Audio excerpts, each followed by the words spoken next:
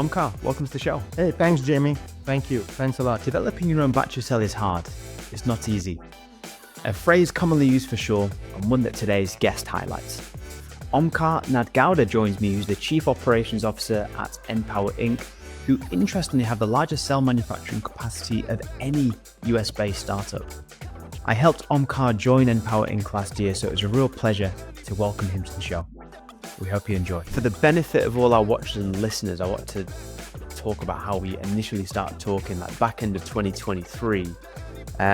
So at the time, EnPower Inc's board, we were talking and they were looking to bring on board a new C-suite leader. And then obviously that's when Omkar, you and I were talking, kind of things carried on over Christmas. And then you started in April. And then of course, since then we've been working together to kind of help execute some of your plans. And I'm looking forward to hearing more about it. So yeah, thank you again for coming on. I know this has been in the works for a while, Omkar.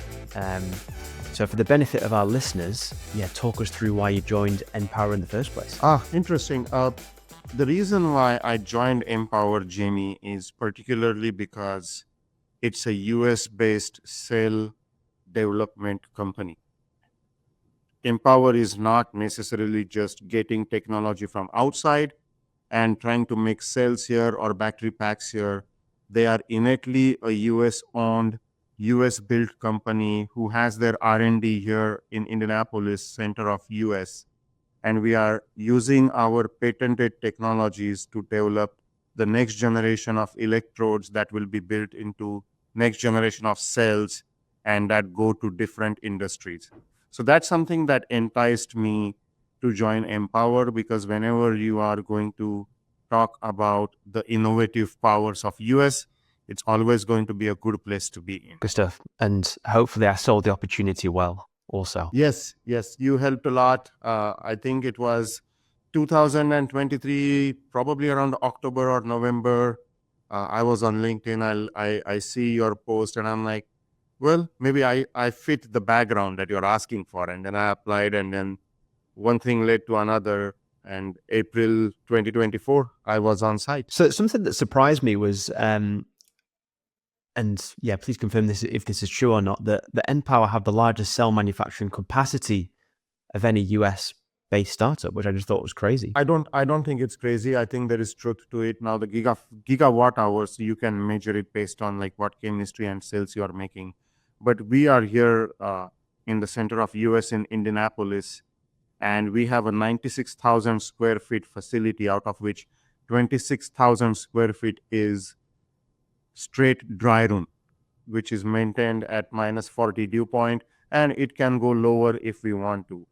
What we have come to know is like for a lot of people, that has been an enticing factor who want to work with us.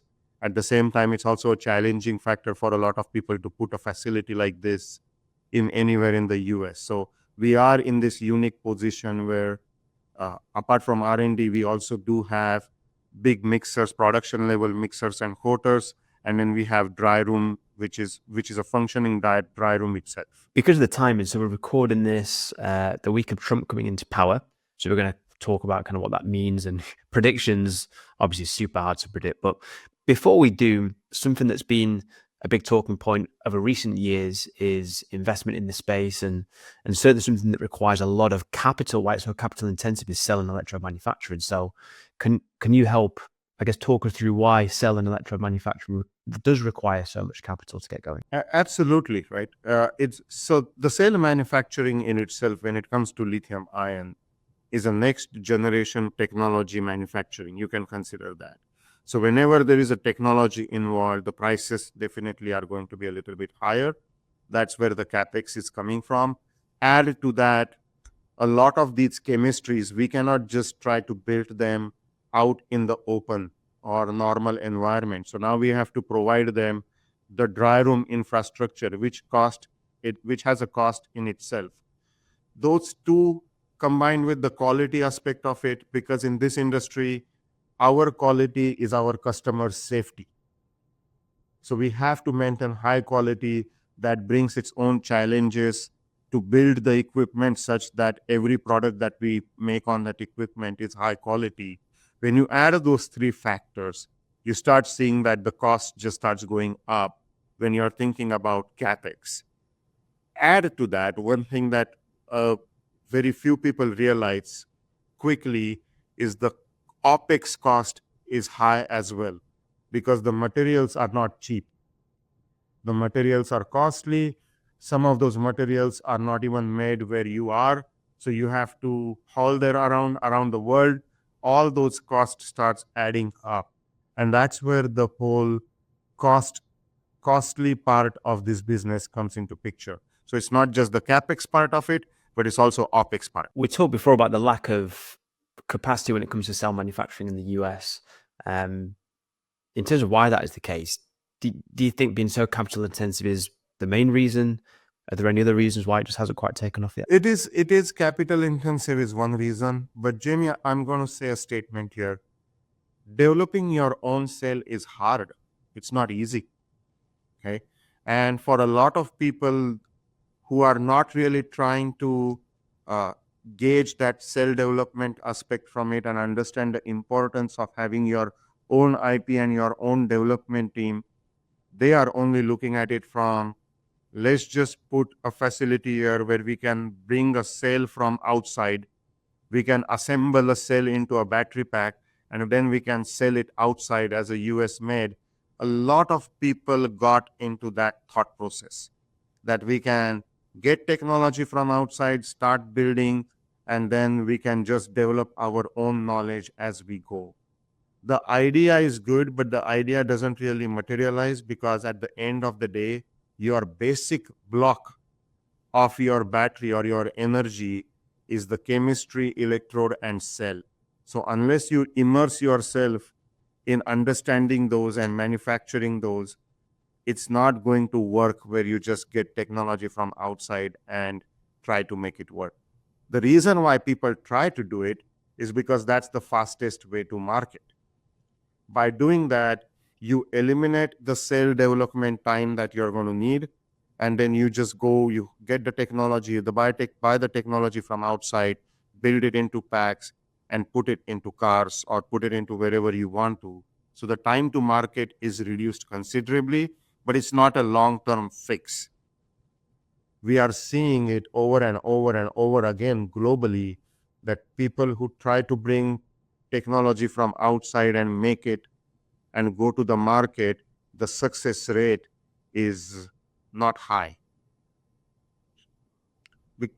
Because, at the end of the day, it really matters how much you really know your product. And the basic block of any energy product is always going to be your chemistry, your electrode, and your cell. Really good insight. We're going to talk about the trends, where we see it going, things like that. I mean, just on that, based on our needs as human beings, what future trends do you see that will drive the types of cells being produced? So we're looking at the USA. It's very much in its infancy when it comes to cell manufacturing. For example, I need for fast charge, with EVs and things like that, and consumer behavior, more power or high energy density. If eVTOLs are ever going to take off, no pun intended. What kind of human trends do you think are going to drive the types of cells that are being produced in the future? So human nature is like more, right? So whatever we do, like people are going to want more capacity and more energy and more power. Oh, and by the way, fast charging. Those are just the natural tendencies of it, where people are going to diverge towards.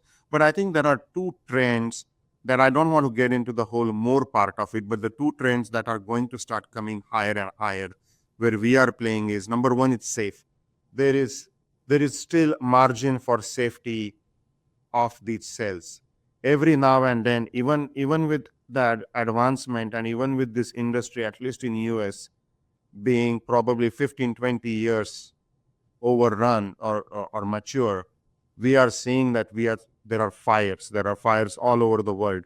So the safety is going to be number one consideration as we go. The other consideration that is going to start coming down is how hot your cells are becoming when you're charging and discharging at those fast rates. Because there is a part of a pack, when you put the cells and electrodes in a pack, where you are seeing is those packs have to accommodate some of your thermal management systems so that they can cool down the pack, right? What that does is that takes away space that could be used to put another two cells or another cell and make that volumetric density more. I think that it's some trend that we are seeing where people are now looking at how is your temperature gradient when you are charging or discharging at that fast rate. Because if your temperature doesn't go beyond certain degrees, that will help a lot of other businesses around this, like the pack manufacturers, the charging station manufacturers. They now have more flexibility on how they can design their packs, their charging stations, and it will help them a lot. So I think that's another trend that was always there, but now it has started becoming a lot more important. Okay. And then the third one trend that I'm seeing, which is in infancy right now, but will become big, is recycled material. Use of recycled material. Right now, there is a lot of focus on that through regulatory terms, but at some point it is going to become inevitable as we start making more and more batteries go into the landfill. We've been hearing a lot about recycling. We think that's going to be a huge growth area, particularly in the States. Yes, and the current reason for that is regulatory, a lot of regulatory, but I think it's going to at one point transition from regulatory to a basic essential need where you will have to start implementing those things. And I think we are on the, like we are aware of those trends and we are working on some of the things regarding those trends. A question that I'm sure a lot of people are going to be intrigued to your answer on. This is probably quite early, so we're recording this on Thursday, the 23rd of January. So Trump's inauguration was only on Monday, a few days ago.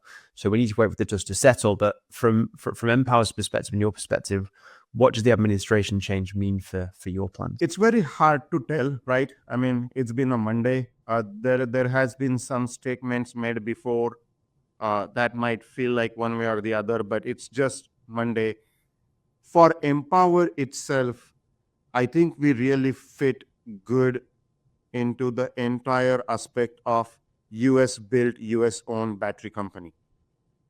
If you look at it right now, there is a lot of pushback to make things in US. And we are located in US, we are fully owned by US. We are developing a cell in US. We are not developing with somebody else's technology. And that bodes very well with any administration that wants to push and focus on making critical technology things in US. So we are very well poised as an EnPower. We are very well poised to those kind of administration. For the industry, you just answered part of this question, but for the industry as a whole, how do you think it affects things? Like, who do you think is going to win and who do you think is going to lose from this? To answer the first part of the question, I guess it's maybe some of those domestically centric businesses. Yes, I think the bigger picture over here from the administration and from what we have heard so far is going to be we have to keep an eye on the tariff situation and how that affects with some of the raw material, because some of the raw material is coming from countries that might get high tariffed. So we have to be aware of it and work with local suppliers or suppliers from friendly nations so that our supply chain for critical material stays uninterrupted and we don't get affected by higher cost for it. I think if you look at the industry as a whole, that is where we are going to see a major shift. It is. It's really interesting. I'm seeing so many mixed opinions in the market. Time will tell. But I think there's a lot of opportunity on the table as well with changes like this. So let's see. It is, right. It's always like every challenge comes with an opportunity. So there is an opportunity for a lot of local material supply companies to start gearing up and to start working with companies like us to start validating their material with the tariffs impending. But there is also a challenge for that as well because they also need capex. So it's going to be very interesting to see like how next 6 months or a year pan out. In terms of appetite from your customers or potential customers in the market, what's the feeling amongst the kind of customer base right now? Fortunately, our customers are not necessarily scared. Okay. Our technology does have an appetite. As a matter of fact, we actually fit very good with some of the trends that people think this administration is going to lay out. We're bringing some of the critical technologies in house and building the supply chain, including cells and batteries for those technologies, which are like drones. We are getting a lot of interest from drone manufacturers to put our cells in there. We are getting interest from a lot of defense applications to put our cells and technology in their applications. So we are really good. I think EV is what a lot of people are worried about. We are not in that play right now. We will be sometime later if a good opportunity comes, but right now we are not in there. So it's very hard to gauge that aspect of it. But I would like to say, knowing that I keep a tab on this industry, the EV industry decline has been there for last 2 years. So to believe that one administration is the reason or is going to take it down, I think there will be a fallacy to it. Now, there might be some orders passed that might hurt it a little bit more, but if you look at global plans of setting up gigafactories and setting up factories for EV, there was a pullback from 2 years ago. Like there were companies that were saying that instead of putting 3 gigafactories, we are only going to put one over the next 4 years. Or they started pushing out their plans past 2028. So that thing was happening from before, with or without this administration. So I think there is a different, bigger problem than just an administration that's causing the issues with EV cells. I mean, just to kind of dig a bit deeper on that, what do you think are the main barriers as to why EVs have kind of lost momentum in recent years? I think you have to look at it geographically. I think Europe might have done really good with EVs. Some parts of Europe, I was there. I was traveling on vacation. I was in Arctic Circle in Sweden. And I was surprised that the city that we visited, almost every car I saw was electric. Okay, I was very surprised to that. And it seems like they are the torch bearer. The Nordics and the Scandinavian countries are becoming the torch bearers for the EV revolution along with China. But when you look at a country like US, the infrastructure is still weak. Okay. Compared to how many gas stations we have on every mile, it's very hard to find a charging station in certain areas. I know it because I have a Tesla. Okay. I drive a Tesla, and to travel from one place to another, we always have to, if we go from one city to another, we always have to make sure that we have enough charge, and if there is a charging station around. If it's not there, then it becomes difficult for us to travel.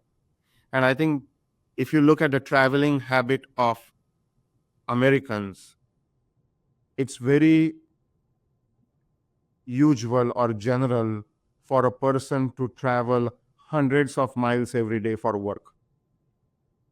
Okay. For that, you really need a different level of infrastructure. You need a different level of range.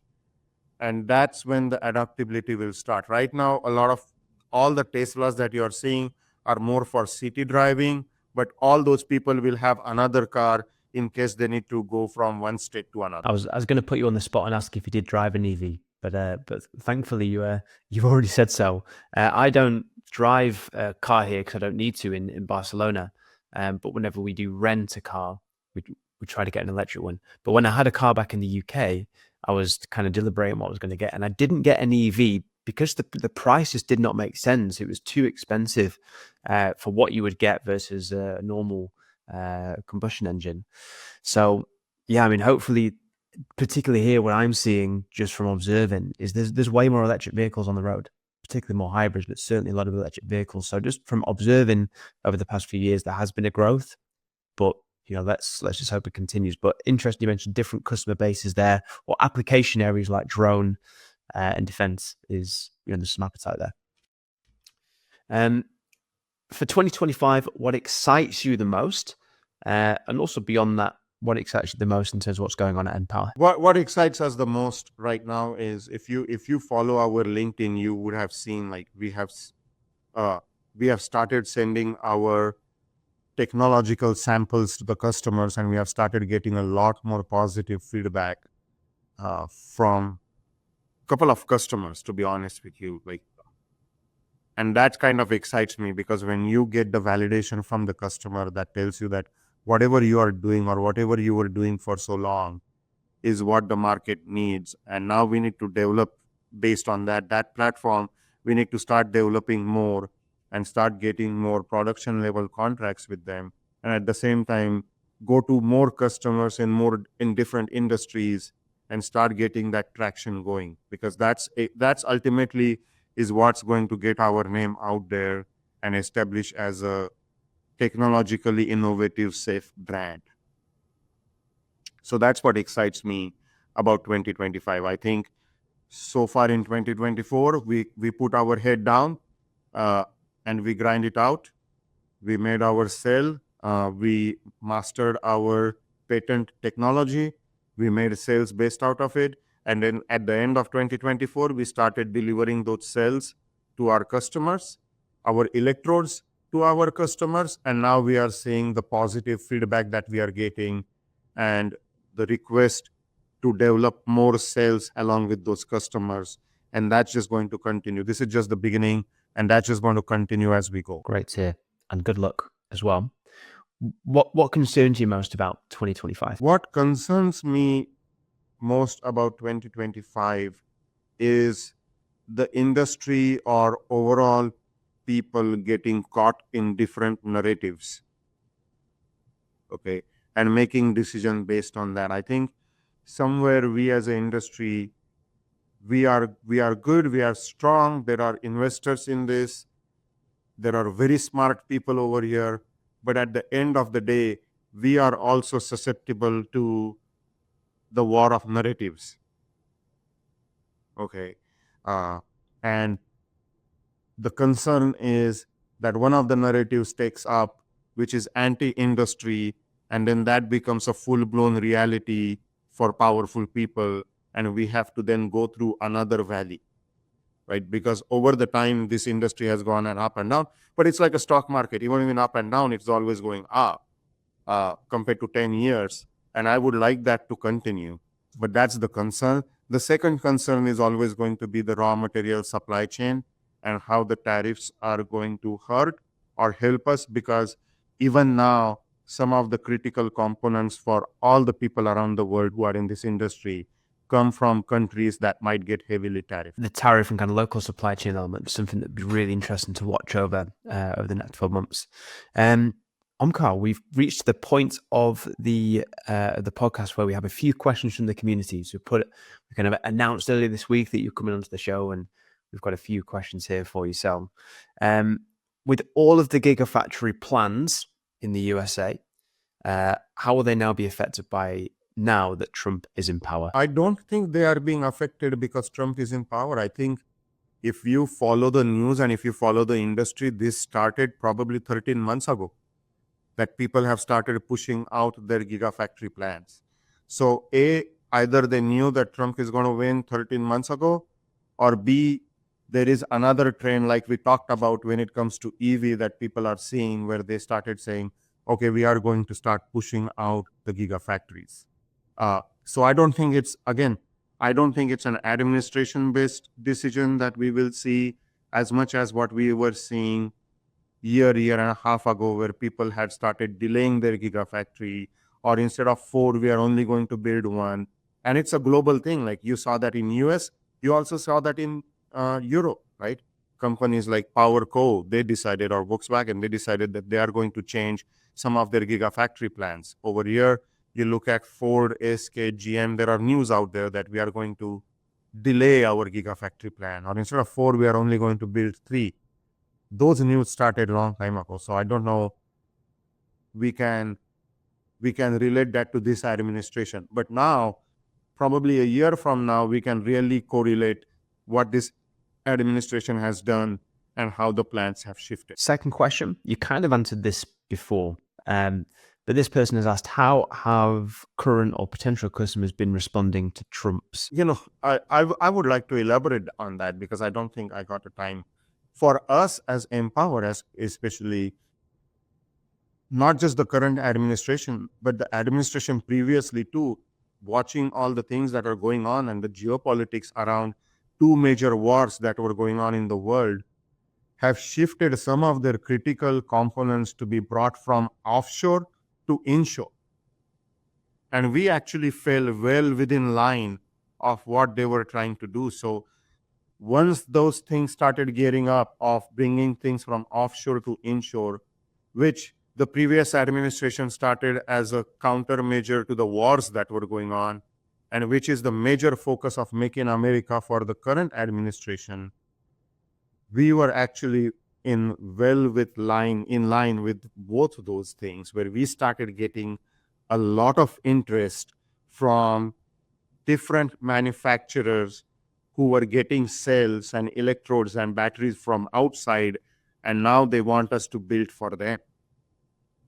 So that has actually been a very plus for us. The other plus that we are seeing is there were companies that were making cells in China, and then they would or in some other countries, and then they were making it into packs in the US. Now they know that it's going to be hard to get those cells from those countries. They are now coming to us and asking us if we can build their cells, not just our cells, if we can use our facility to build their cells. So for us, we have actually seen a lot of interest in EnPower and in our facility and in our technology over the last 6 months, and now it has just got to the next step. Yeah, I'm glad you expanded. I think you touched on that, but that was really interesting, very very promising. And the final question from the community is similar to one that I was going to ask, so I might kind of add mine on at the end. But this person has asked more of a personal question: what advice would you give to your 25-year-old self? That's a very good question. But since this is a career podcast, I'll give you a career answer and then I'll give you a personal answer. Okay. So career-wise, what I would say is at 25, you are still, you're always learning, but at 25, probably you have not been set into one path and one career. So learn as much as you want. That's the advice I'll give my 25-year-old is I think somewhere I had the freedom to be in certain meetings and learn certain details of the industry, and probably I didn't take the advantage of it. And that's something, some advice I'll give my 25-year-old is you're doing a good job, you're really excelling at your job, but if you get an opportunity to learn something else, some other aspect related to your job or your industry, don't shy away from it. Go for it, sit in those meetings, read those articles, because at the end of the day, that will build a very well-rounded structure around you. Not that I'm not, like, it took me time to realize that, and then it took me time to personally put in the effort to gain that, which I would have gained easily when I was 25. Okay. So that's the career advice. Personal advice is have fun, and to be honest, act like you're 25. If you try to act like 40 when you're 25, you would want to act 25 when you are 40. And that's a disastrous combination. At 25 when you are 25, and you will have fun when you are 40. Is that classed as a midlife crisis? That's a similar sort of thing. Probably, yeah. I think that's where it comes down to. Like everybody's story is different. Sometimes people do have responsibilities that are put on them just by the draw of events, and then they have to act mature early in the age, and then later on they get into that. But if you act your age at every age, I think you might not run into a midlife crisis. My question that was fairly similar to this is, what's the best piece of advice you've received in your career? The sky never falls. That's the best advice I ever got. And I got that advice from my brother, Ashutosh, and that advice was given to him by his first boss. That very often we run into a challenge and we think, oh my gosh, this challenge is end of it, And if we don't overcome it, everything is gone and everything is doom and gloom. And it really is not, because the sky never falls. You just have to tackle it. You have to get into it. You have to be one with it. And eventually you will find you will find out that it wasn't really that bad after all. And I think I have kept my head high through the ups and downs of my career, through the ups and downs of my life. I never treat any event as a sky falling event. And when you look back, it was not that bad of an event at all. Like, look at the whole narrative around the geopolitics and the politics of it, and how every event is considered doom and gloom, and in spite of that, we are still here, and the earth is spinning around. So the sky never falls. Nicely timed. Well, that takes us to the end of today's episode, but we have one final question, as always, and it's from a former guest.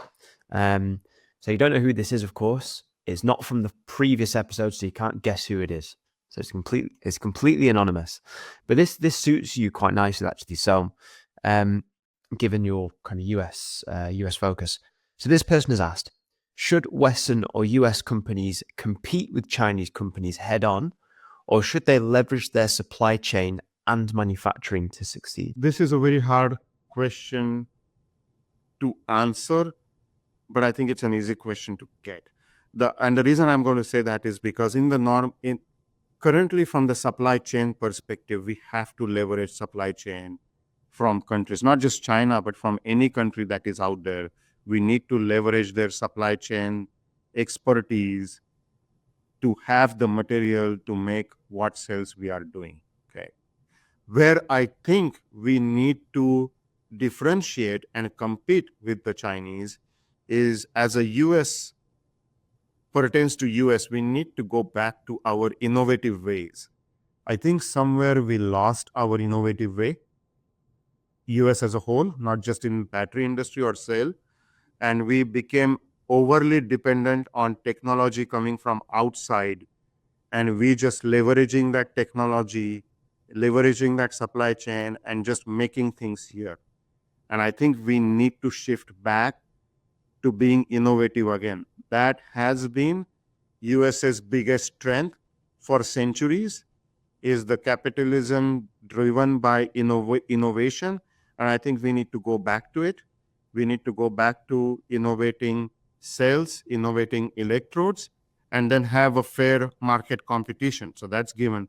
But if we don't do that, we will never be free in full sense of geopolitics that goes around us. Right?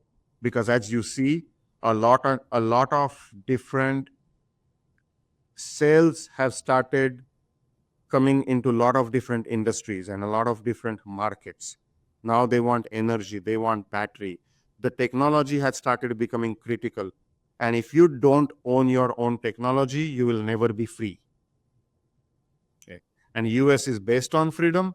And to do that, we need to have our own we need to get back to our innovative peak, which includes innovation in electrode and cell manufacturing, while competing with the Chinese manufacturers, at the same time leveraging it, right?